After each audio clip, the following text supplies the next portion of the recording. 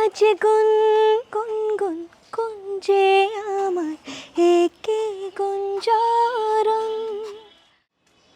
Hello and welcome to Tolly Insight. এবং আজকে আমরা যেখানটায় এসেছি সেখানটায় একটু অন্যরকমভাবে আজকে ইন্টারভিউটা দেখাবো না। এটা কোনো স্টুডিও নয়, এটা কোনো সেই ইন্টারভিউর জায়গাও নয়। তাহলে আমরা কোথায় এসেছি?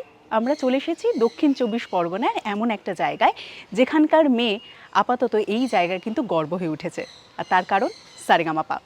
আজকে আমরা এসেছি গীতশ্রী চৌধুরীর বাড়িতে। গানের সুরে পেলাম একার প্রাণের নিমন্ত্রণ, গুন গুন গুন তার সাথে কথা বলতে এবং তার সারেগামাপার সঙ্গে জার্নি, ব্যক্তিগত অভিজ্ঞতা এবং আরও অনেক অজানা গল্প জানবো।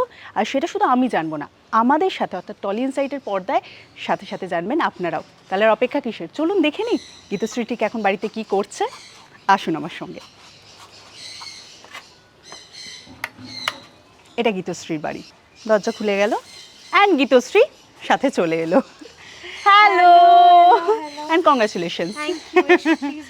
হ্যাঁ, এই যে খুশির খবর, খুশির আনন্দের খবর, এগুলো যে শুরু হচ্ছে সেটা তো বাইরে দাঁড়িয়ে হয় না। তাই অনেকটা গল্প, অনেকটা সময় লাগবে। সাথে থাকছেন তো আপনারা, সবটা হচ্ছে ভেতরে গিয়ে। চলে আসুন, চলো গীতশ্রী। ইতিমধ্যে ওর বাড়ির একদম অন্দরমহলে ঢুকে গিয়েছি। এইবার অন্দরমহলে শুধু বসা নয়, গীতশ্রীর মনের অন্দরমহলে এবার আমরা একেবারে উকি ঝুঁকি দিচ্ছি। তার কারণ হ্যাঁ, তার কারণ অনেকটা জার্নি, সারেগামাপার মতো একটা জার্নি, সেই জার্নির তুমি সাক্ষী থেকেছো। এবং আমার মনে হয় যে দর্শকেরা যারা প্রত্যেকটা সময় তোমাকে পর্দায় দেখেছেন, তোমার গান উপভোগ করেছেন, তারা এবার গীতশ্রীকেও জানতে চান, তারা এই জার্নিটারও সাক্ষী থাকতে চান। তো সেই হিসাবে গল্প হচ্ছে গীতশ্রী। প্রথমে বলি, নামটাই এত সুন্দর, সেখান থেকেই বোঝা যায় যে গানের সাথে তোমার যোগটা ঠিক কতটা গভীর। গীতশ্রী নামটা কেন? গীতশ্রী নামটা অ্যাকচুয়ালি বাবার রাখা, ঠিক আছে। তো বাবা ভেবেছিল, আমি ছোটবেলা থেকেই দেখছি বাড়িতে একটা গানের পরিবেশ, ঠিক আছে। কিন্তু বাবার পার্সোনালি ইচ্ছে ছিল যে আমি মানে যদি ছেলে হয় তাহলে ঠিক আছে, কিন্তু একটা মেয়ে হলে একটা নামের একটা ফ্যাক্টর থাকে, আচ্ছা, ঠিক আছে। এবং যেহেতু গানের পরিবেশ আছে, সেহেতু যে গান গায় সে নামটারও বড় ফ্যাক্টর, ঠিক আছে। এবারে বাবা চেয়েছিলেন, পার্সোনালি বাবা যেহেতু মেডিকেল প্রফেশনে যুক্ত রয়েছেন, বাবা চেয়েছিলেন যে মেয়ে ডাক্তার হোক। এবারে আমি বড় হই, আস্তে আস্তে গানের পরিবেশের মধ্যে দিয়েই বড় হই এবং সেখানে বাবা দেখতে পায় যে মানে ডাক্তার তো চেয়ে, ডাক্তার যদি এটা হয় তো আমি একদম বাইপাস করে এদিক দিয়ে গান এরকম হয়ে গেছে, ঠিক আছে। তো এবার ওই যোগ থেকেই রাখা যে মেয়ে গান হয়তো গাইবে, এত ভাবেনি যে গান নিয়ে কিছু একটা করব, কিন্তু যদি গান গায় সেক্ষেত্রে নামটা একটা বড় ফ্যাক্টর। এবং আমি ইংলিশে যখন নামের স্পেলিংটা লিখি সেখানে GITA লিখি, GITASHREE, মানে নামের প্রথমে একটা গীতা এটা একটা রয়েছে। তো সব কিছু মিলিয়েই রাখা আর কি। গীতা মানে একটা পবিত্র জিনিস, এবং গীতশ্রী যদি বাংলায় বলি, সে গানে যে খুব সুন্দর। তো এই ভেবেচিন্তেই রাখা। বাবা খুব ক্যালকুলেশন করে আমার নাম রেখেছে, হুট করে রেখে দেয়নি। এবং গীত তো রয়েছে এবং শ্রী, ঠিক ওর সাথে কথা বলে আমার একদম খুব সত্যি কথা বলতে আলাপ সারেগামাপার মঞ্চে, কিন্তু ওই যেটুকু সময় হয় আর কি, তখন ওরকম ভাবে গল্পই হয়নি। কিন্তু গীতশ্রীর সাথে এরপর যখনই আমার ফোনে গল্পটুকু হয়েছে তখনই বুঝেছি মনটারও কিন্তু একেবারে সে অধিকারিনী, মানে একটা সুন্দর মন রয়েছে গীতশ্রী। এবং গীতশ্রী যতই সারেগামাপার মঞ্চে বলুক, ও ভীষণ কম কথা বলে, সবকিছু ওর সাথে কথা বলতে এত ভালো লাগে। আর ও বোধহয় কথা বলতেও ভালোবাসে। আমি ভীষণ ভালোবাসি। না, আমি কথা বলতে ভালোবাসি তখনই যখন আমার সাথে খুব হ্যাঁ, খুব ভাইব ম্যাচ করে যায় কারণ, তখন আমি কথা বলি। আমি কিন্তু সবার সাথে ওরকম টকেটিভ নই। আমি বুঝতে পারি কি আমার সাথে কথা বলতে ভালোবাসছে বা কার সাথে আমার ভাইবটা একটু ম্যাচ করছে, তখন আমি এত কথা বলি পাশের জন চুপ হয়ে যায়। আমি তো শুনতেই এসেছি আজকে যেন আমার সাথে ভাইবটা খুব ভালো ম্যাচ হয়। তবে পর্দার ওপারে যে মানুষগুলো রয়েছেন তারা দেখতে পাচ্ছেন না। আমাদের সুবিধা এইটাই যে আমরা আরো অনেক কিছু দেখতে পাই, আপনাদের দেখাতে পারি না। ঠিক যেরকম এখন দেখাতে পাচ্ছি না যে গীতশ্রীর বাবা ঠিক পিছনেই দাঁড়িয়ে রয়েছেন, মানে মেয়ের ইন্টারভিউটাও তিনি এতটাই উপভোগ করছেন। একটু বাদে কাকু কাকিমাকেও ডাকবো আমরা, তখন অনেক আরো আড্ডা হবে জানার জন্য যে তাদের মেয়ে আজকে এই জায়গায়, সেটা তাদের কাছে কিরকম অনুভূতি। তবে গীতশ্রী একটু আমি বলি, সারেগামাপার মঞ্চে যাওয়া সেই জার্নিটা একটুখানি শুনি। এটা অ্যাকচুয়ালি আমার 13 বছরের, মানে সবাই তো দেখলো যে একটা বছরের জার্নি, কিন্তু এর পেছনে 13টা বছরের স্ট্রাগল আছে আমার। 2013 থেকে এরকম কোনো, 2026, 13 কি 12 থেকে এমন কোনো সারেগামাপা নেই যেটাতে আমি অডিশন দিইনি। ঠিক আছে, এবং এই বছরের অডিশনটা ওয়াজ আনপ্ল্যান্ড, মানে আমি এবারে চাইনি যেতে। আচ্ছা, ঠিক আছে, কারণ প্রত্যেকবার রিজেকশন আসছে, সেকেন্ড রাউন্ড থার্ড রাউন্ড থেকে আমি ফিরে আসছি বারবার। এবার আমার কোথাও গিয়ে মনে হচ্ছিল যে আমার চেষ্টায় বা প্র্যাকটিসে কোথাও খামতি রয়েছে, যার কারণে আমার হচ্ছে না। তো সেই কারণে আমি এবছর বলেছিলাম বাবা মাকে, এবং বাবা মায়ের তো একটা বিশাল আশা যে সারেগামাপার মতো মঞ্চে আমি এবং গান 13 গাইবো। থেকে 26 এই 13টা বছর ওনাদেরও, সরি 25, ওনাদেরও একটা বিশাল বড় স্ট্রাগল, এবং ওনারা সেই আশাটাও রেখেছেন তোমার উপর হ্যাঁ। যে তুমি এই জায়গাটা সাকসিডেড হবে। একদম।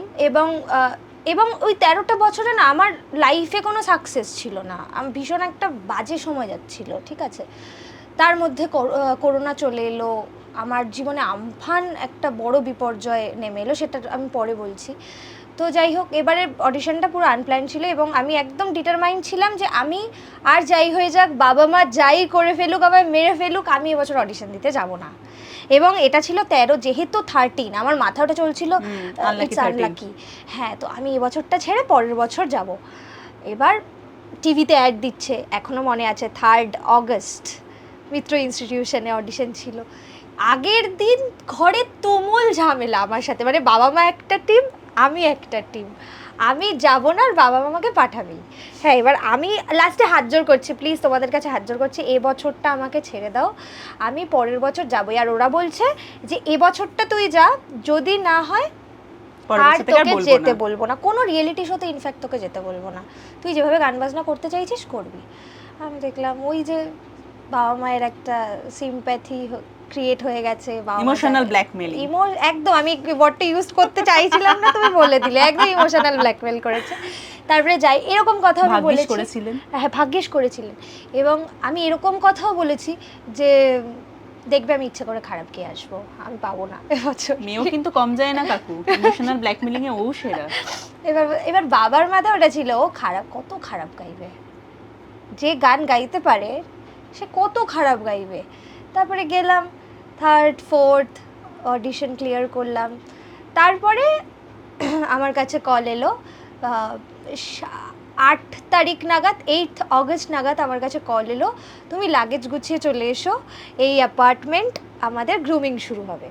ওখানে গিয়ে আবার দেখতে পেলাম গ্রুমিংটা শোয়ের জন্য নয়, গ্রুমিংটার পরে একটা অডিশন হবে, সেখানে তুমি যদি সিলেক্ট হতে পারো তবেই তুমি গ্র্যান্ড রাউন্ড অডিশন, মানে যেটা টিভিতে দেখানো হবে, সেটার জন্য তুমি সিলেক্ট হবে। গ্র্যান্ড রাউন্ড অডিশনে সিলেক্ট হলে তবে তুমি মেন স্টেজে যাচ্ছ আর কি, মেন কম্পিটিশানে। তো যাই হোক, গ্রুমিং রাউন্ড অডিশন, মানে গ্রুমিং স্টার্ট হলো আমাদের, একটা 5-6 দিনের একটা টানা গ্রুমিং হলো। দেখলাম প্রচুর ছেলে মেয়ে গেছে, আমি ফোন করে বলছি এবছরও হচ্ছে না, কিন্তু তোমরা কিন্তু একদম আশা করো না। আর আমি একদম ওদেরকে প্রথম থেকেই নিরাশ করে রেখেছিলাম যে পরে যাতে কষ্টটা না হয়। তারপরে যাই হোক, গ্রুমিং রাউন্ড অডিশন হলো, ওরা বললো, এবার আমাদের একটা গ্রুপ হয়েছিল, গ্রুমিং রাউন্ড অডিশনে হোয়াটসঅ্যাপ একটা গ্রুপ হয়েছিল। তো এবার যেদিন হলো সেদিন রাত্রিবেলা আমাদেরকে সবাইকে লাগেজ ফাগেজ গুটিয়ে বাড়ি পাঠিয়ে দিল, বললো যারা যারা সিলেক্ট হবে তাদেরকে মেসেজ করে বা কল করে ডেকে নেওয়া হবে। এবার গাড়িতে আসতে আসতে দেখছি ওই গ্রুপ থেকে এক এক করে রিমুভ করছে। আমি বললাম ওকে, তার মানে আস্তে আস্তে রিমুভ হচ্ছে, মানে আমিও তারা সিলেক্টেড নয় আর কি। উইদিন সেকেন্ড আমি দেখলাম আমার নামটাও রিমুভড। বললাম ওকে, এবারেও হয়নি। হ্যাঁ, তারপরে দেখলাম হোয়াটসঅ্যাপ, তারপরে সবাইকে ফোন করে জানতে পারলাম কেউ মানে নেই ওই গ্রুপটায়, মানে গ্রুপটাই ডিলিট করে দিয়েছে ওরা। ঠিক আছে, তো বাড়িতে এলাম, মা এবার বাড়ি গিয়ে, তুমি যেখান দিয়ে ঢুকলে ওখান দিয়ে আমরা ঢুকছি, এবার মা বলছে যাই এবার লাগেজ টাগেজ থেকে জামা কাপড়গুলো নামিয়ে রাখি, কারণ আর তো হয়ে গেল, এবার কাছাকাছি করতে হবে। তা বাবা বলছে একদম না, ওকে কালকেই ডাকবে, ওকে কালকেই চলে যেতে হবে। আর কীরকম কনফিডেন্স কোত্থেকে আসছে তোমার? ঠিক এই ঘরে এখানটায় দাঁড়িয়েছি, খাটটায় এসে বসেছি, আমার ফোনে message, you have been selected for Zee Bangla Saregamapa 2025 to 2026 for grand round audition. আমি বললাম দেখো মেসেজটা, 12:30টার সময় আমার কাছে মেসেজ এলো, আবার পরের দিন সকালে চলে গেলাম। তারপরে ওখানে দেখলাম গিয়ে 14 জনকে গ্র্যান্ড রাউন্ড অডিশনের জন্য সিলেক্ট করা হয়েছে। তারপরে তো আমাদের 1 মাস একটা টানা গ্রুমিং চলেছে, তারপরে গ্র্যান্ড রাউন্ড অডিশন হলো, সেখান থেকে 13 জন, আর আজকে আমি তোমার সাথে কথা বলছি। এইটা ছিল পুরো জার্নি। এবং এই জার্নিতে যিনি সবথেকে বেশি ভরসা রেখেছেন হ্যাঁ। তারই নামটা দেওয়া, এবং তিনি জানেন যে মেয়ে পারে। এবং তার থেকে বড় একটা কোইন্সিডেন্ট, আমার সিরিয়াল নাম্বার এই বছর আমার সব কিছু না এরকম কোট অ্যান্ড কোট মনে আছে। আমার সিরিয়াল নাম্বার ছিল 841, আচ্ছা, মানে 8×4 আর 1×13, মানে আনলাকি 13টা আমার জীবনে একদম লাকি হয়ে এসেছে। আর বাবার সব কটা কথা মিলে গেছে, মানে ওই যে বলে না যে মন থেকে চাইলে ইউনিভার্স শোনে, ইউনিভার্স শুনেছে। গীতশ্রীর গানের সাথে হাতেখড়ি কবে? এইটা আমার জীবনে সব এত বড় বড় গল্প, বুঝলে তো। এটা এটা আমরা আজকে শোনার জন্য এসেছি। হ্যাঁ, এটা আমি তোমাকে বললাম, বাড়িতে একটা গানের পরিবেশ ছিল এবং বাবা টুকটাক অনুষ্ঠান করতেন গানের, কিশোর কুমারের গান গাইতেন। এবার আমার ছোটবেলা থেকে খুব ইচ্ছে যে বাবার একটা অনুষ্ঠান দেখতে যাব। এবার তখন তো অত ওইভাবে গান শেখা হয় না, বাবার থেকে শুনে শুনে বাড়িতে গুনগুন করা, মাথায় গামছা বেঁধে একটা বড় সড়ো সেজে একটা হাতে মাইক্রোফোন নিয়ে স্টেজে, মানে এইটাকে আমি স্টেজ বানাতাম, আর আমার পুতুলগুলো ছিল আমার অডিয়েন্স। এবার গান শেষ করতাম, আর বাবা মেলা থেকে, তখনকার দিনে দেখবে মাইক্রোফোন পাওয়া যেত না মেলায়, একটা হ্যালো হ্যালো হ্যালো বারবার স্প্রিং থেকে স্প্রিং দেওয়া মাইক্রোফোন, ওইটা বললে ইকো হতো, ওই রকম একটা মাইক্রোফোন কিনে দিয়েছিল, তো ওটা নিয়ে আমি গান টান করতাম। তারপরে একদিন এটা আমার ছিল যে বাবার একটা অনুষ্ঠান আমি দেখতে যাব। নিজের করার ইচ্ছা হয়নি যে আমিও মঞ্চে এরকম গান গাইব? 4-5 বছরে কি ইচ্ছে হবে, সেটা এইখানেই ইচ্ছেটা ছিল। হ্যাঁ, ঘরের মধ্যে এবার বাড়িতে লোক এলে এই গান শোনা গান শোনা, আমার ওই জড়তাটাই কোনোদিন ছিল না যে কারোর সামনে গান শোনাবো না। আমার প্রথম থেকে আমি গান শোনাতে খুব ভালোবাসি সবাইকে। তো যাই হোক, একদিন জোর জবরদস্তি, এবার বাবার কখনোই ইচ্ছে ছিল না অতটুকু বয়সে আমাকে অনুষ্ঠান দেখতে নিয়ে যাবে, অনেক কিছু, হ্যাঁ, পড়াশোনা করছে, মাথাটা যাতে অন্যদিকে না ঘোরে। তো যাই হোক, একদিন খুব কান্না কাটি নিয়ে যেতেই হয়েছে, নিয়ে গেছে। এবারে যাই হোক গেছি, বাবা একটার পর একটা গান গাইছে, আমি লাফাচ্ছি স্টেজের নিচে, বাবা গাইছে, খুব আনন্দ হচ্ছে। এবারে আস্তে করে সিঁড়ি দিয়ে উঠে গেছি স্টেজে, দিয়ে পাশে দাঁড়িয়ে আছি, একটা গান শেষ হয়েছে বাবার, তখন আমি এখানে বাবার প্যান্টটা ধরে টেনে বলছি আমিও গাইবো। বাবা বলছে তুই গাইবি, মানে তুই গান গাইতে পারিস নাকি, এখন স্টেজে গাওয়ার মতো তোর হয়নি, এখনো আরও শিখতে হবে। বলছি আমি গাইবো একটা গান, তুমি যে গানগুলো গাইছো ওর মধ্যে থেকে একটা গান গাইবো। তো বলছে তুই পারবি না। তারপরে আমি বলছি দাও না তোমার মাইক্রোফোনটা। এবার বাবা কর্ডলেসে গাইছে, না আমার মাইক্রোফোনটা তো দেওয়া যাবে না। এবার তখন যিনি সাউন্ড চালাচ্ছিলেন তাকে বলেছে তুমি একটা কাজ করো, ওই যে কর্ড মাইক্রোফোন হয় ওটা খুলে ওর হাতে দিয়ে দাও, মিছি মিছি ও গাইবে, শুনতেও পাবে না লোক, ওর মতো গাক। কিছুক্ষণ গাওয়ার পর 4 বছর বয়সে আমার মনে হয়েছে আমার আওয়াজটা ঠিক বক্সে যাচ্ছে না, অত বড় শোনাচ্ছে না বাবার মতো আওয়াজটা। তখন বাবার ওই গানটাও শেষ হয়েছে। বলছি শোনো, তুমি মিথ্যে কথা বলছো, আমার গলাটা তো বক্সেই যাচ্ছে না, কেউ শুনতেই পাচ্ছে না আমার গলাটা, তোমার যে মাইক্রোফোনটা ওইটা দাও আমায়, আমি ওইটাতে গাইবো। তারপরে কি গাইবি তুই, না চিরদিনই তুমি যে আমার গাইবো। হ্যাঁ, বাবা জানেও না ওটা আমি বাবাকে শুনে শুনে তুলে নিয়েছি, ঠিক আছে। পুরো ব্যান্ড বলল যে ও কিন্তু পারে না গাইতে, হ্যাঁ তোমরা একটু একটু বাজিয়ে দাও, জাস্ট মুখরাটুকু গাইবে। বিশ্বাস করো দিদি, সেই দিন আমি, মানে এখন ভাবলে কেমন লাগে, পুরো ব্যান্ডের সাথে পুরো গানটা দুটো অন্তরা গেয়ে পুরো গানটা শেষ করেছে। এবং তখন বাবা না পুরো স্টান্ট যে না এবারে একে আর ফেলে রাখা যাবে না, এবার একটা ভালো কোথাও শিখতে দিতেই হবে। তারপর থেকে আমার গান বাজনাটা শুরু, এবং যখন থেকে বুঝতে শিখেছি তখন থেকে বুঝতে পেরেছি যে আমি গানই গাইবো, আমি আর কিছু করব না, গানটাই গাইবো। তো এইভাবেই শুরু। গীতশ্রী, এতক্ষণ ধরে যতটুকু আমাদের কথা হলো, হ্যাঁ, ততক্ষণে আমার মনে হলো যে আমি অনেকবার পিছনের দিকে তাকিয়ে কাকুর চোখটা দেখার চেষ্টা করলাম, কাকু খুব ইমোশনাল হয়ে তাকিয়ে রয়েছে, আমি শুনতে শুনতে আমি কোথাও ওই জার্নিটায় হারিয়ে যাচ্ছিলাম। কিন্তু আমি গীতশ্রীকে ভীষণ শান্ত কম্পোজড একটা মেয়ে দেখলাম, যার চোখও কিন্তু ছলছল করেনি। এটা বোধহয় মানে অনেকটা স্ট্রং থাকা আর কি। না না, আমি কিন্তু ভীষণ দুর্বল, ইমোশনাল, ভুল করছো, আমি ভীষণ দুর্বল। মানে আমি যেদিন আমাদের লাস্ট এপিসোড দেখানো হলো, মানে ফিনালের আগের যে এপিসোডটা, আমি সারাটা দিন কেউ দেখতে পাইনি, কিন্তু আমি বাথরুমে গিয়েও কেঁদেছি। আমি ভীষণ ইমোশনাল একটা মানুষ। শুধু আমি জানি আমি আমার বাবা মা এবং পরিবারে আমি, ওদের সামনে আর যাই ঘটে যাক আমার চোখের জলটা পড়লে চলবে না। ওটা আমার একটা সবচেয়ে বড় লড়াই। আমার জীবনে যাই ঘটে যাক বাবা মার সামনে আমি কাঁদি না, কখনো কাঁদি না। এবং ওরা হয়তো ভাবে আমি ভীষণ ভিতরে আমার ভীষণ কঠিন আমি, হ্যাঁ, কিন্তু এটা সারেগামাপার সবাই জানে, ওটা তো আমার আরেকটা পরিবার, ওরা জানে যে আমি কি পরিমাণ ইমোশনাল একটা মানুষ, ভীষণ ইমোশনাল আমি, কিন্তু সেটা আমাকে দেখা যায় না। বাহ, দারুণ। এই যে পরিবারের কথা বলে সারেগামাপার পরিবার, সেখানে সত্যি আমরা দেখছিলাম সায়ন্তনী একেবারে পরিবার বানিয়ে একটা বেশ দারুণ গল্প শুরু হয়েছে। এটা কিভাবে শুরু হলো আর কি? এটা অ্যাকচুয়ালি আমরা যখন গ্রুমিং থেকে আসতাম তখন আমাদের সারাটা দিন তো গানের মাঝে কাটতো, রিহার্সাল গ্রুমিং এই করে আমরা এক্সস্টেড লাগতো ফিরে। কি করব সেই সময়, এবার গান, নতুন গান দিলে তো গান বসে তুলতে হতো, রাত্রিবেলা এসে আমরা 12টা-1টা অবধি গান তুলতাম।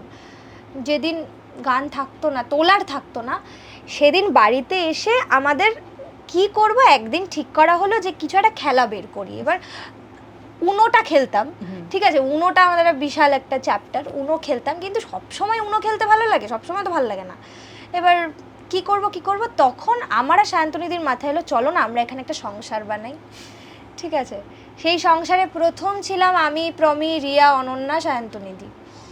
তারপরে আস্তে আস্তে ছেলেরা ইনক্লুড হলো এবং আমরা বাড়িতে এসে একদম ক্যারেক্টারে ঢুকে পড়তাম। মানে আমি দেখো আমি বাড়ি বলি ওটাকে, বাড়িতে এসে লোকে ভাবে এখানে না, মানে অ্যাপার্টমেন্টে গিয়ে একদম ক্যারেক্টারে ঢুকে পড়তাম। এবং আমি মেজো বউ, ও একদম প্রমি ননদ, সায়ন্তনীদি বাড়ির বড় বউ, একদম বদ্দি ভাতটা চাপাও। এবার আমি আবার মানে ও আবার বলতো সারাদিনে তো কুটনেরেও দেখিস না, হ্যাঁ, মানে একদম পুরো পিওর ক্যারেক্টারে ঢুকে আমরা ওই খাওয়া দাওয়ার আগে অবধি এটা চলতো। মানে সারেগামাপা চলছে, সেই তার মঞ্চে সারেগামাপা থেকে বেরিয়ে তোমরা একটা ধারাবাহিকে ঢুকে গেছো। একদম ধারাবাহিকে ঢুকে গেছি এবং এটা আমাদের যে কি রিল্যাক্সেশন হতো, কি যে আনন্দ পেতাম আমরা এটা করে, খুব আনন্দ লাগতো। আর পরিবারে যখন এই মানুষগুলো এক একজন করে একটু দূরে চলে যাচ্ছেন, মঞ্চ ছেড়ে চলে যাচ্ছেন, তখন সেই জায়গাটা অ্যাকচুয়ালি আমরা এত বদমাইশি করেছি না ওখানে, বিশ্বাস করো। আমাদের আগে বেডগুলো সব আলাদা ছিল, ঠিক আছে, সবার সিঙ্গেল বেড ছিল এবং অনন্যা এবং প্রমি আরেকটা রুমে থাকতো, আমি, রিয়া, সায়ন্তনীদি আর যখন পাপিয়া ছিল পাপিয়া একসাথে থাকতাম। এবার সবার বেড আলাদা। এবার পাপিয়া যখন বেরিয়ে যায় আমি, রিয়া আর সায়ন্তনীদি একটা রুমে হয়ে যায়, প্রমি, অনন্যা আরেকটা রুমে। আমরা ডিসাইড করলাম এই তো আস্তে আস্তে বেরিয়ে যাচ্ছি, একসাথে থাকা এইভাবে আর হবে না, একটা কাজ করি যে সবাই একটা রুমে একদম থেকে যাই। তো আমি, সায়ন্তনীদি, রিয়া যে রুমটায় থাকতাম সেটা অন্যান্য রুমের তুলনায় একটু ছোট, আর অনন্যা প্রামি যে রুমটায় থাকতো কম্পারেটিভলি অনেকটা বড় ওই রুমটা ছিল। এবারে আমরা কি করলাম, ওই রুমের খাটগুলো এই রুমে নিয়ে চলে এসেছি টানতে টানতে, দিয়ে একসাথে অ্যাসেম্বল করে 5টা খাট পুরো একসাথে লাগিয়ে দিয়েছি একদম। তারপরে পুরো টানা একটা বড় বেড এবং ওই ছোট রুমে বিশ্বাস করো জায়গা হচ্ছে না, লাগেজ রাখার জায়গা হচ্ছে না, আমরা ওইভাবে থেকেছি। হ্যাঁ, বড় রুমগুলোকে ছেড়ে আমরা ছোট রুমে এসে একসাথে থেকেছি। মানে এত ভালো কিছু দিন কাটিয়েছি না আমরা, মানে আমি তো জীবনে মানে সবচেয়ে লো যখন ফিল করবো আমি এই মোমেন্টগুলোকে চেরিশ করবো। বাহ। এবং নবরত্নে যারা ছিলেন সেই জাজেসরাও বলেছেন যে তোমাদের থেকে এটা শেখার মতো, যে কম্পিটিশন চলছে, কম্পিটিশনের জায়গায় কিন্তু তোমাদের মধ্যে ওই কম্পিটিটিভ মাইন্ডটা ছিল, তোমরা ভীষণ বন্ধুত্বপূর্ণ একটা সম্পর্ক। কখনো ছিল না, কারণ অনন্যার কোনো একটা গানে সমস্যা হচ্ছে, সেটা হয়তো ওর মনে হচ্ছে যে ওই চ্যাপ্টারটায় আমি একটু ভালো মানে গাই বা একটু বেটার, সেখানে অনন্যা আমাকে এসে জিজ্ঞেস করতো যে গীতশ্রী এটা কীভাবে করব, তখন আমার একটু দেখিয়ে দেওয়া। এবার আমি ধরো কোনো একটা জায়গায় বুঝতে পারছি যে সায়ন্তনীদি ওই জায়গাটা একটু বেটার, তখন আমি সায়ন্তনীদির কাছে যেতাম এবং সায়ন্তনীদি খুব সুন্দর করে আমাকে দেখিয়ে দিত। গ্রুমার্সরা তো দেখাতেনি, কিন্তু তার পাশাপাশিও যে হেল্প করা বন্ধুদের, সেটা আমাদের মধ্যে চলতো, খুব চলতো। খুনসুটির পার্টনার কে ছিল? সৃজন। কে দুষ্টু, তুমি না সৃজন? সৃজন একদম, বাপরে বাপ, সারাটা দিন যদি কেউ আমাকে জ্বালায় সেটা সৃজন। এখনো ইনফ্যাক্ট ওরে বাপরে বাপ, সকালেও ফোন করে খুব জ্বালিয়েছে। আর সায়ন্তনী কি একটুখানি মানে সবার টেক কেয়ার করা? শি ইজ মাই দিদি, মানে ও, আমি তো বলি যে আগের জন্মে আমরা বোধহয় দিদি বোন ছিলাম, মানে ও আমার সিস্টার ফ্রম অ্যানাদার মাদার। সারাক্ষণ মানে যে কোনো, আমি ধরো আমি ভীষণ না পারফিউম ফ্রি, ঠিক আছে, আমার পারফিউম কিনতে ভীষণ ভালো লাগে। এবারে আমি মানে এটা বললেই মানে মা আমাকে ধরে খুব মারবে, এরকমও গেছে যে মাসে আমি 4টে পারফিউম কিনে ফেলেছি ওখানে থাকতে এবং ভীষণ পয়সা নষ্ট করেছি। দর্শকরা তো বুঝতে পারছেন আমরা কেন হাসছি, আমরা কেন হাসছি গীতশ্রী? পিছনে কাকু দাঁড়িয়ে চলছে ইন্টারভিউটার পরে দুম দুম কিছু শব্দ হবে, আমার পিঠে পড়বে সেগুলো। যাই হোক, হ্যাঁ, আমরা ক্যামেরা এডিট করছি না, কাকু কাকিমার কাছে এডিট করে কথাটা যাবে। হ্যাঁ, সায়ন্তনীদির সবসময় একটা বিষয় ছিল আমাকে ভীষণ আটকে রাখা, কন্ট্রোলে রাখা কিছু করার হলেই। এবং ও না ভীষণ, তুমি সায়ন্তনীদির সাথে কথা বললেও বুঝতে পারো, ভীষণ হেলদি খাবার দাবার পছন্দ করে। এবার আমি আবার একটু দুধ চা, বিরিয়ানি, একটু ওইসব খাবার দাবার পছন্দ করি। এবার আমাকেও লাস্টের দিকে অভ্যেস করে দিচ্ছে ছাতু খা, শরীর ভালো থাকবে, ছোলা সিদ্ধ খা, শরীর ভালো থাকবে, গাজর খাওয়ানো, মানে ও মানে আমার রীতিমতো টেক কেয়ার করতো। মানে সায়ন্তনীদির কথা আমি বলে শেষ করতে পারবো না। ইনফ্যাক্ট যখন আমার খুব গলার অবস্থা খারাপ, আমার একটা ফেজ গেছে, খুব খারাপ ফেজ, এবং তখন আমরা ফিনালের দিকে এগোচ্ছিলাম, কি করব বুঝতে পারছিলাম না, সে সময় জ্বরে পড়েছি। বিশ্বাস করো, ও গান লিখছে আর আমি ওর কোলে শুয়ে আছি, ও আমার মাথা টিপছে, মানে সাইনাসের যন্ত্রণা হচ্ছে, ও একদিকে গান শুনছে লিখছে এবং আরেকদিকে আমার মাথা টিপছে। মানে এইভাবেও আমাকে যত্নে রাখতো সবসময়, একটা ছোট্ট বোনের মতো। সবসময় শাসন, প্রচুর শাসন করেছে আমায়।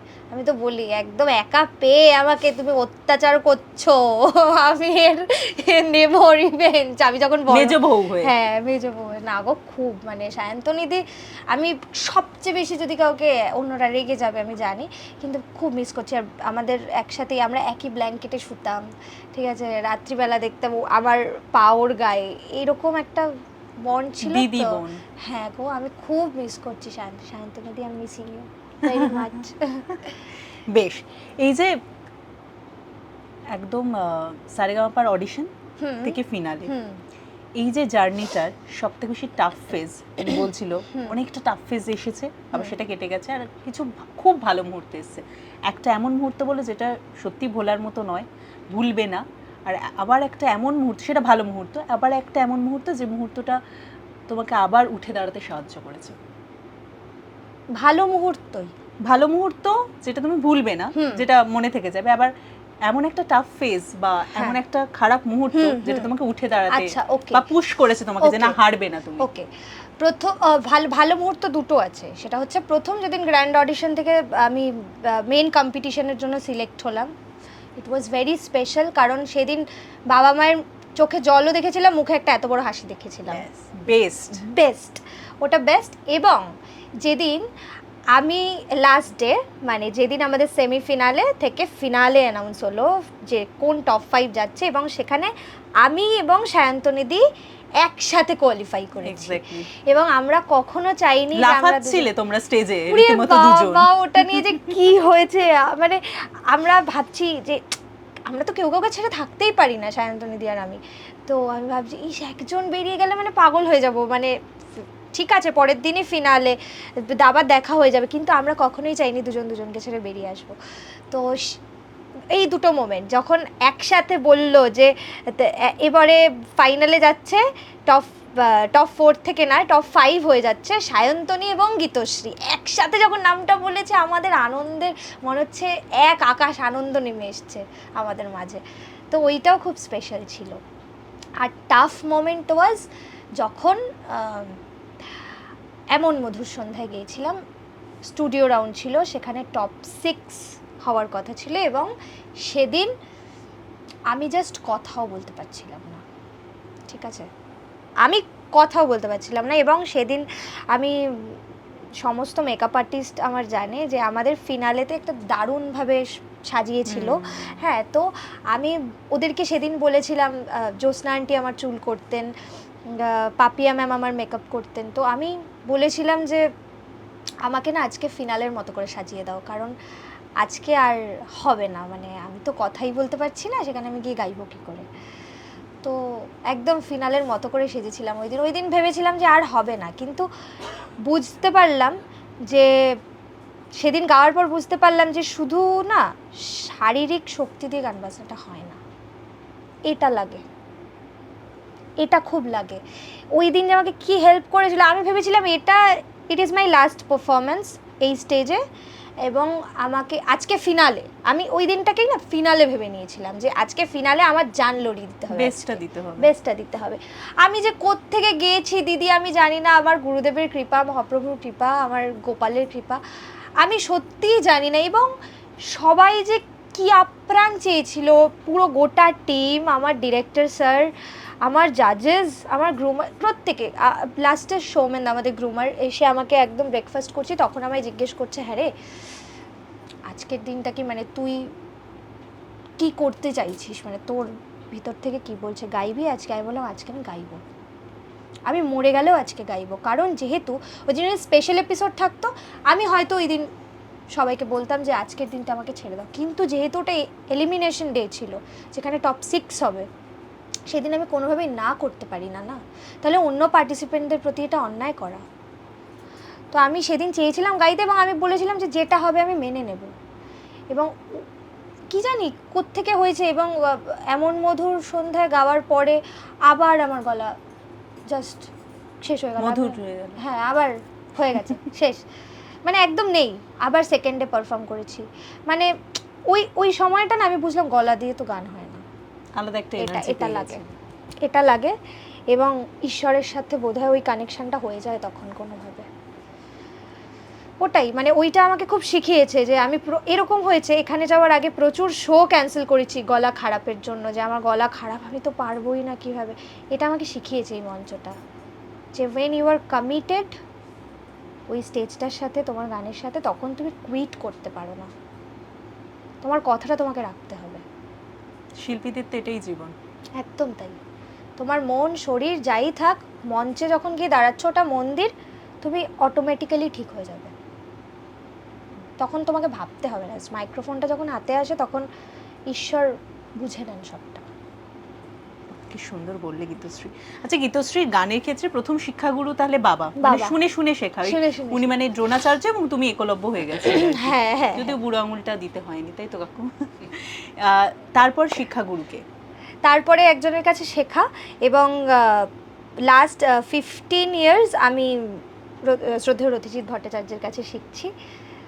আমার ওটা আরেকটা বাবা। রথিদা মুখটা কি ছিল যখন অ্যানাউন্সমেন্টটা হলো স্টেজে, পরে যখন কথা হলো ফাইনালের, একদম যখন ফার্স্ট রানার আপ অ্যানাউন্স করলো, আমি যখন আমাদের 5 জনকে একসাথে জাস্ট করছিল, এন্ট্রি করাচ্ছিল ফাইনাল রেজাল্টের আগে, তো আমি না কারোর দিকে তাকাইনি, আমি জাস্ট দাদার দিকে একবার তাকালাম। দাদা দেখলাম চওড়া একটা হাসছে, মানে দাদার আর কিছু চাওয়ারই ছিল না। দাদার মানে দাদা আমাকে মেয়ে বলে, তো আমি দেখলাম আয়ুষ ফোন করছে। বাহ বাহ, বেশ। আয়ুষ ফোন করছে। হ্যাঁ, একবার ধরে নাও, অসুবিধা নেই। হাই হাই, এই যে আয়ুষ গুপ্তা, দি চ্যাম্পিয়ন আর চ্যাম্পিয়ন। এবং বন্ধুত্বটা সত্যি দেখার মতো, বন্ধুত্বটা সত্যি দেখার মতো। আচ্ছা, আমাদেরও দেখা হচ্ছে সবার সাথে, সবার রিউনিয়ন। তাহলে আলটিমেটলি গীতশ্রী বল, তুমি আপনি এক কল তুলে বাকি কোई কল রিসিভ नहीं किया, लेकिन দেখছো তো আমার জাস্ট শেষ হলো, সবাই দেখ ইন্টারভিউর মাঝখানে আমি কাট করে তোর কল তুলেছি। আমি কল করে তুলেছি। হে হাই রিদ্ধি, ঠিক আছে একবার হাই করে দাও। Hi, bye guys, and congratulations to you also, Ayush. হ্যাঁ কংগ্রাচুলেশনস বলছে তোকে। Thank you so much. Okay, দুদিকে ইন্টারভিউ চলছে। হ্যাঁ হ্যাঁ, কথা বলছি, টাটা, বাই বাই বাই। একটু আগে বোধহয় আমরা বন্ধুত্বটা নিয়ে কথা বললাম না? হ্যাঁ, এবার দাদার কথাটা শেষ করে নিই একটু। এবার দাদার তো আমি অ্যাকচুয়ালি মেয়ে, মানে দাদা আমাকে মেয়েই বলে। তো ওখান থেকে কোথাও দাদা চেয়েছিল যে শুধু ওই ফাইনালের মঞ্চটাতেও দাঁড়াক। যখন ফার্স্ট রানার আপ অ্যানাউন্স করেছে তখন তো দাদার আনন্দ আমি ছেড়েই দিলাম, উঠে দাঁড়িয়ে হাত তুলে হাততালি দিচ্ছে, হাসছে। কিন্তু যখন আমি ওই ঢুকেছি না, দাদার মুখের ওই চওড়া হাসিটা দেখে আমার সমস্ত পাওয়া হয়ে গেছে। তুমি কি তখন আন্দাজ করতে পেরেছিলে যে রেজাল্ট কি হতে চলেছে? কারণ প্রথম দিন থেকে না আমি সারেগামাপাতে কখনো জিততে যাইনি। বাহ, সারেগামাপা জিততে যাইনি, আমি গেছিলাম প্রচুর সময় মিউজিক নিয়ে কাটাবো বলে, মিউজিক্যালি রিচ হব বলে, শিখবো বলে, এবং এই যে ফিয়ারটা, একটা ভয় ছিল রিয়েলিটি শোতে হচ্ছে না এই ভয়টা কাটাবো বলে। কখনোই আমাদের যিনি ডিরেক্টর অভিজিৎ সেন স্যার আমাদের সবসময় একটাই কথা বলতেন, এবং এই কথাটা আমার চিরজীবনের জন্য খুব কাজে দেবে, সেটা হচ্ছে সঙ্গীত কখনো না কম্পিটিশনের জন্য হয় না। সঙ্গীত ঈশ্বরের জিনিস। তুমি যখন গান করছো, যে কোনো গান, সেটা তুমি ঈশ্বরের ওপর সঁপে দাও, তবেই সেটা গান হয়। যখন তুমি ওটা কম্পিটিশনের জায়গায় নিয়ে যাবে না, জেতা হারার কাছে নিয়ে যাবে না, ওটা ভীষণ রোবোটিক হবে, ওটা গান হবে না। ওনাকে সঁপে দাও, ওনার যদি ভালো লাগে তুমি জিতে গেলে। আমি সারাটা সিজন ধরে ওটাই করেছি। তারপরে এইসব হয়ে গেছে, কোনোভাবে একটা হয়ে গেছে। আমি এগুলো ভাবিনি, বিশ্বাস করো। আমি কখনোই আমি চ্যাম্পিয়ন হব, ফার্স্ট রানার আপ হব, কখনো। একদিন পিসিআরে ডেকে স্যার আমাদের প্রত্যেককে জিজ্ঞেস করেছিলেন যে কে এখানে উইনার হতে এসছো। আমি হাত তুলিনি, আমি জাস্ট হাত তুলিনি, কারণ আমি জিততে যাইনি। আমি এত মানুষের আশীর্বাদ ভালোবাসা পেয়েছি, আমি তো জিতে গেছি, এখানেই আমি জিতে গেছি। এত দিন ধরে আমি তো ভাবিনি এত মানুষ আমার গান শুনবে, সবচেয়ে বড় বিষয় এটা। এত মানুষকে গান শোনাতে পেরেছি, আর কি চাই বলো। এত গুণী মানুষের সামনে আমি ভাবতেই পারতাম না আমি কোনোদিনও শোনাতে পারবো। আমার গানটা ওনাদের কাছে পৌঁছেছে, এটাই তো আমার জেতা। খুব ভালো একটা সময় কেটেছে 11 মাস, মানে কখনো ভুলতে পারবো না, আমি শেষই করতে পারবো না বলে, এত ভালো সময়। মানে সারেগামাপার মঞ্চ তোমাকে অনেক কিছু দিল, তোমার অনেকটা প্রাপ্তি দিয়েইছে, খালি আমার থেকে কিছু নেয়নি, ওরা দিয়েই গেছে খালি। না, এই যে আপামোর যারা শ্রোতা রয়েছেন তারা যে গীতশ্রীর গান শুনেছেন, এবং আমরা একটু আগে অফ ক্যামেরা গল্প শুনছিলাম যে এমনও কিছু মানুষ আছেন যারা গীতশ্রী কোন পজিশন হোল্ড করছে সেটা না ভেবে গীতশ্রী বাড়িতে চলে আসছে তার সাথে দেখা করার জন্য। হ্যাঁ, এইটা বোধহয় আলাদা প্রাপ্তি। হ্যাঁ, মানে ফিনালে দেখানোর আগেও আমার বাড়িতে বহু লোক এসছেন জানতে পেরে যে আমি বাড়িতে এসেছি, এবং তাদের মধ্যে কিছু মানুষ বলেছেন যে আমরা কিচ্ছু জানতে চাই না, ও ফার্স্ট হয়েছে না সেকেন্ড হয়েছে না থার্ড হয়েছে, আমরা শুধু ওকে একবার চোখের সামনে দেখতে চাই। মানে এর থেকে বড় পাওয়ার কি হতে পারে বলো তো? কিচ্ছু হতেই পারে না। মানে ওদের কাছে জাস্ট ম্যাটারই করে না, ওদের কাছে আমি গান গাইছি, গান গাইবো, ওরা আমার গান শুনবে, এটাই ওদের কাছে ম্যাটার করে। ফার্স্ট রানার আপ হওয়ার পর হ্যাঁ। মা বাবার, তোমার ভেতরে অনুভূতিটা প্রথম, তুমি তখন কি চলছে, তারপর যখন মা বাবার দিকে তাকিয়েছিলে? আমি তো দাঁড়িয়েছিলাম, আমাকে হয়তো বলবে, মানে হয়তো আমার না, মানে গান গাওয়ার পরে জাস্ট আর কিছু আশা থাকে না, আমি জাস্ট গানটা করে দিই। হ্যাঁ, কমেন্ট শোনার আশায় থাকি, এটা ঠিক, যে কি ভুল হয়েছে আর কি ঠিক হয়েছে, এইটুকু সেটা পরের রেকটিফাই করে নেওয়া যাবে। হ্যাঁ, পরের রেকটিফাই করা যাবে। আর সেই সময় তো দেখলাম সেকেন্ড রানার আপ অ্যানাউন্স করলো ফার্স্টে সৃজনকে, তারপরে বলল ফার্স্ট রানার আপ হচ্ছে, আমরা সবাই দাঁড়িয়ে আছি, আয়ুষও আমাকে ধরে আছে, আমি আয়ুষকে ধরে আছি। তারপরে দেখলাম বললো গীতশ্রী। বলছি হ্যাঁ, কি হচ্ছে, ভুল শুনছি না তো? হ্যাঁ সত্যি। তারপরে আমি বাবা মাকে দেখলাম, বাবা মা দেখলাম হা হা করে হাসছে আর নাচছে, আর কি, ব্যাস, মানে এর থেকে আনন্দ আর কিছু হতে পারে না। একটা মানে ওই যে বলে না, কি বলে ওটাকে, স্বর্গীয় মোমেন্ট বলে কি, হ্যাঁ স্বর্গীয় অনুভূতি, ওইটাই হচ্ছিল। আর কিছু সারাটা হল জুড়ে গীতশ্রী ফার্স্ট রানার আপ এটা হচ্ছিল, একটা ওই ভাইব আসছিল, খুব আনন্দ হচ্ছিল। কতগুলো পরিবার পেলে তুমি সারেগামাপার হাত ধরে, নিজের পরিবার যারা তোমার উপর ভরসা করেছেন, যারা এগিয়ে নিয়ে গেছেন, গিয়ে ওখানে সারেগামাপার পরিবার, এখন ক্যামেরার ওপারে যারা রয়েছে তার একটা পরিবার যারা গীতশ্রীকে এতটা ভালোবাসা দেয়। এবং আমাদের সারেগামাপার পরিবার সবাই তো জানে না, আমাদেরকে শুধু টিভিতেই দেখে, ওই টিমটা এরকম না, মানে ওখানে যারা যারা ছিলেন প্রত্যেকে বাবা মায়েরই মতো শাসন করছে, বকছে, কোনো দিক ভাবছেই না। ও আমার মেয়ে, ও আমার ছেলে, ও আমারই বাচ্চা, একদম। সেখানে ভুল হলেও তোমাকে একদম বাবা মা যেভাবে বলে সেভাবে বলবে, বা নিজের দাদা বা দিদি হলে যেরকম বলে সেভাবে বলবে।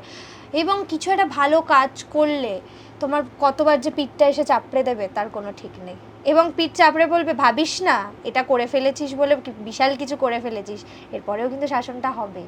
মানে এইরকম, মানে সত্যি ওটা পরিবার। আবার এবার একটু বলো যে 9 জন জাজেস ছিলেন, সেই 9 জন জাজেসের মধ্যে সব থেকে বেশি কোন জাজকে মানে মনে হতো পারফর্ম করার আগে এই জাজ আমাকে কিছু বলবেন, মানে ওই ভয়টা থাকতো, আর কোন জাজের ক্ষেত্রে মানে ভীষণ মনে হতো যে না বেশ বন্ধু মতো একদম? আচ্ছা, যে প্রশ্নটা প্রথম করলে যে কিছু একটা সাজেশন পাওয়ার ইচ্ছে হতো শান্তনু স্যারের থেকে সব সময়, এবং ভয় পেতাম তো প্রচুর প্রচুর বকা খেয়েছি আমি শান্তনু স্যারের কাছে। হ্যাঁ, সারাটা সিজন ধরে আমি বকা খেয়ে গেছি শান্তনু স্যারের কাছে, এবং ওই মানুষ বকার মধ্যে দিয়ে শেখানো আবার ওনার ভীষণ, মানে লাস্ট দিকে এসে তো আমি যা শিখতে পেরেছি শান্তনু স্যারের কাছ থেকে ভাবাই যাচ্ছে না। মানে উনি আমার সামনে এসে, মানে অত বড় একটা মানুষ, আমি পোডিয়ামে বসে আছি, আমার সামনে এসে বলছেন যে গাইতে যাওয়ার ঠিক আমার একজন গাইছে ঠিক তার পরেই আমার পারফরমেন্স, আমাকে এসে বলছেন যে এখন কিন্তু আর একবারও গানটা গাইবি না, যাতে আমি কনসিয়াস না হয়ে যাই। মাইক ব্যালেন্স করা, তারপরে কিভাবে গলাটা ঠিক রাখা যায়। মাঝখানে আমার একটা খুব সেটব্যাক চলছিল, একটু পিছিয়ে পড়ছিলাম, পারফরমেন্স সেরকম আপ টু দি মার্ক হচ্ছিল না, তখন আমাকে আলাদা করে বলা যে প্রত্যেকটা গানের না একটা মুখরা, একটা আন্তরা, সেকেন্ড আন্তরা হয়, তো তুই একটা কাজ কর, তোর মাইন্ড কোনোভাবে ভীষণ জাম হয়ে রয়েছে, তুই না একবারে বিষয়টাকে নিস না, তো যদি একটা স্থায়ী একটা অন্তরা আরেকটা অন্তরা হয়, তুই এটাকে ব্লকে ভাগ করে নে, তুই যখন স্থায়ী গাইছিস তখন অন্তরার কথা ভাবিস না, অন্তরা গাইলে সেকেন্ড অন্তরার কথা ভাবিস না, ভেবে না ওইটাই আমার লাস্ট, ওইটুকুর পরে আমার গান গাওয়া নেই, ওইটুকু নিয়েই ভাব। তো এগুলো, এই ছোটো ছোটো বিষয়গুলো অনেক হেল্প করেছে। তারপরে কিভাবে প্রজেকশনে আমার একটু সমস্যা ছিল, সেগুলো ঠিক করা, মানে শান্তনু স্যারের থেকে আমি অনেক কিছু শিখেছি, অনেক কিছু। আর বন্ধু বলতে বাকি যে কজন ছিলেন প্রত্যেকে ভীষণ বন্ধুর মতো। কৌশিকী ম্যাম তো মা, অন্তরা ম্যাম, প্রত্যেকে, Shubhamita ma'am, Shri Radha ma'am, Jeet sir, Rupam sir, JoJo ma'am তো পার্সোনালিও আমাদের প্রত্যেকটা পার্টিসিপেন্টকে টেক্সট করতেন। রূপঙ্কর স্যারও আমাদের মাঝে মাঝে খারাপ হলে এসে বলতেন যে কেন হচ্ছে এরকম, বিষয়টা ভেবে দেখো। এবার একটু আমায় বলো যে একটু আগে যেটা তুমি বলছিলে যে তুমি কখনো চ্যাম্পিয়ন হতে যাওনি সারেগামাপার মঞ্চে, না, যুদ্ধটা কিন্তু এবার শুরু হলো, এবার শুরু হলো। কি প্ল্যানিং রয়েছে সামনের দিকে? প্ল্যানিং রয়েছে মিউজিক নিয়ে প্রচুর কাজ করব, নিজেকে প্রচুর যেগুলো এখনও পারি না সেগুলোকে নিয়ে কাজ করার খুব ইচ্ছা আছে। যেসব চ্যাপ্টারগুলো এখন আমার খুলে দেখা হয়নি মিউজিকের, সেই চ্যাপ্টারগুলো খুলে দেখার ইচ্ছা আছে। আমি যেমন রেট্রো খুব গাইতে প্রেফার করি, একটু পুরোনো দিনের গান গাইতে প্রেফার করি। এবার এগুলো ছেড়ে আরও যেসব বিষয়গুলো রয়েছে মিউজিকের, সেগুলোকে নিয়ে আরও একটু চর্চা করা, সেগুলোর রয়েছে, এবং অবশ্যই প্লেব্যাক করার ইচ্ছে রয়েছে। প্লেব্যাক করার ইচ্ছে কিন্তু রয়েছে। অফার পেয়েছো এই মুহূর্তে? হ্যাঁ, এখন অবধি তো কিছু হয়, জাস্ট শেষ হলো, এখন রয়েছে না। আমি একদম নির্ভরশীল, আমার সাথে যারা যারা ছিলেন তাদের উপরেই আমি নির্ভর করে রয়েছি। তারা আমাকে, যদি আমার চর্চা ঠিকঠাক থাকে তারা নিশ্চয়ই আমাকে ডাকবেন। তো এইটার অবশ্যই ইচ্ছে রয়েছে। আর একটা বড় ইচ্ছে রয়েছে আমার, যেহেতু আমফান ঝড়ে বাড়িটা ভেঙে যায়, আমার ছোটোবেলা থেকে খুব বাড়ির ফ্যাসিনেশন, তো এই বাড়িটা তো টুকটুক করে করেছি, বাবা মাকে একটা সুন্দর আরেকটা বাড়ি গিফট করার ইচ্ছে আছে। বাহ, দুর্দান্ত। এবং এই আড্ডাটা চলতে চলতে তুমি ঠিক যেটা দিয়ে শুরু করেছিলে যে আমফানে একটা বড় স্ট্রাগলের মুখে পড়েছিলে আর কি, সেইটা থেকে আবার ওভারকাম করে উঠে দাঁড়ানো, সেটা একটা বড় চ্যালেঞ্জ। আর এরকম সারেগামাপার মঞ্চে আবার এরকম একটা জায়গা হোল্ড করে সামনের দিকে এগিয়ে চলো, মানে সামনে অনেকটা পথ এখনো চলা বাকি রয়েছে, শুরু হলো। এক্স্যাক্টলি, ক্যা বাত। আর একটা সুন্দর মুহূর্ত দেখলাম যে বন্ধুত্বটা কতটা জোরদার, যে একটা ইন্টারভিউর মধ্যে দুজনের সাথে কিন্তু কথাটা চললো আর কি। হ্যাঁ, মানে আমি না কাউকে, আমাকে কেউ ফোন করলে আমি ইগনোর করতে পারি, ও বলছে তুমি, হ্যাঁ তুই ছাড়া কেউ ধরলোও না। হ্যাঁ, তা আমি না, এটা আমার খুব, ওরা যে কেউ ফোন করলে আমাকে আগে তুলতেই হবে, মানে আমি যতই ব্যস্ত থাকি না কেন। অ্যাকচুয়ালি এখানে যাওয়ার আগে আমার একটাও বন্ধু ছিল না, আমার সারেগামাপাতে গিয়ে আমি বুঝতে পেরেছি বন্ধুত্ব কি। তো এরা না আমার এক একটা, কি বলবো, অ্যাসেট সব এক একজন, এখানে থাকে সবাই, তো এই কারণে আমি এদেরকে একদম ইগনোর করতে পারবো না, আমি যতই ব্যস্ত থাকি। আর সুভাষ গ্রামের মানুষজন কি বলছে গীতশ্রীকে নিয়ে? তাদের গর্ব তো? গর্ব কিনা জানি না, তবে সবাই ভীষণ খুশি যে আমাদের সুভাষগ্রামের, আগে সুভাষগ্রাম বললে একবারে লোকে চিনতে পারতো না, এখন সুভাষগ্রামে থাকে, আচ্ছা গীতশ্রীর বাড়ির কাছে, তখন লোকে চিনতে পারে, এটা আমার খুব বড় পাওয়া। ক্যা বাত।